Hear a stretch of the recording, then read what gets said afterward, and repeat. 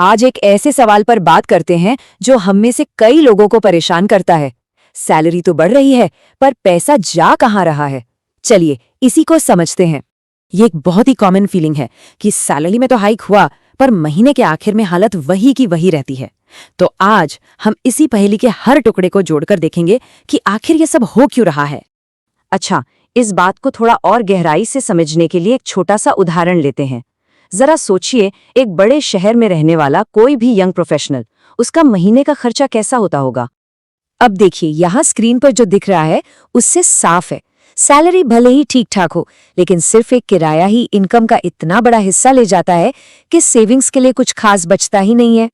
पर बात सिर्फ मैथ्स की नहीं है, कुछ साइकोलॉजिकल वजह भी हैं जो हमें पता भी नहीं चलती और चुपके से हमारे बैंक अकाउंट को खाली करती रहती हैं। और इसमें सबसे बड़ा विलन है लाइफस्टाइल क्रीप। इसका मतलब बहुत सिंपल है, जैसे जैसे हमारी कमाई बढ़ती है, हमारे खर्चे भी उसे मैच करने के लिए बढ़ जाते हैं। जो चीजें कल तक लग्जरी थीं, वो आज जरूरत लगने लगती हैं। बल्कि एक स्टडी में तो ये भी सामने आया है कि करीब 43% लोग सैलरी बढ़ने पर पैसे बचाने के बजाय अपने शौक की चीजों पर और भी ज्यादा खर्च करने लगते हैं। और यहीं से एक और दिलचस्प चीज शुरू होती है, जिसे कहते हैं डिडरो इफेक्ट। ये बताता है कि कैसे एक नई चीज खरीदने के बाद उससे मिलती जुलती और चीजें खरीदने का मन करने लगता है।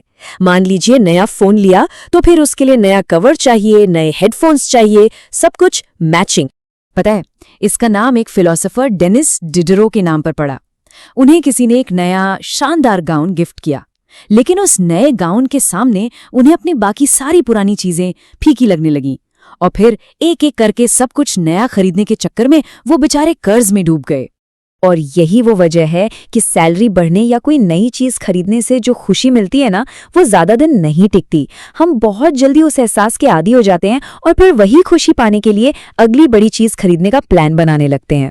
और हाँ, सोशल मीडिया और अपने आसपास के लोगों के बीच अपनी सक्सेस दिखाने का प्रेशर, उसे तो हम भूल ही नहीं सकते। दूसरों को देखकर उनके जैसा खर्च करने की एक होड़ सी लगी रहती है। अब एक और बहुत ही मजेदार बात समझिए, जब हम बहुत कोशिश करके पैसे बचाने की सोचते भी हैं, तब भी एक ऐसी ताकत है जो लगातार हमारे पैसों की कीमत कम करती रहती है।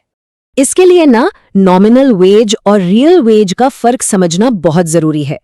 नॉमिनल वेज वो अमाउंट है जो आपकी पे स्लिप पर लिखा होता है, लेकिन रियल वेज का मतलब है कि उन पैसों से आप असल में कितनी चीजें खरीद सकते हैं। और यहीं पे सारा खेल है। यही वो कारण है कि कैसे बैंक में ज्यादा पैसे होने के बाद भी हमें पहले से ज्यादा गरीब महसूस हो सकता है। मतलब बिल्कुल साफ है। मान लीजिए सैलरी 5% बढ़ी, लेकिन महंगाई 8% बढ़ गई, तो असल में देखा जाए तो खरीदने की ताकत 3% कम हो गई है। सिंपल सा हिसाब है। तो सवाल ये है कि अगर ज्यादा खर्च करना अमीर बनने का रास्ता नहीं है, तो फिर सही रास्ता क्या है?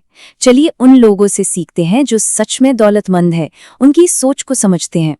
एक बहुत ही फेमस किताब है द मिलियनेयर नेक्स्ट डोर। ये किताब इसी सोच को तोड़ती है कि करोड़पति लोग बहुत दिखावा करते हैं। ये बताती है कि असली करोड़पति वैसे बिल्कुल नहीं होते जैसा हम फिल्मों में देखते हैं।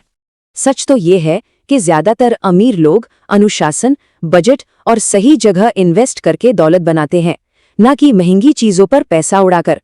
उन्हें चीजें खरीदने से ज्यादा एसेट्स बनाने में खुशी मिलती है।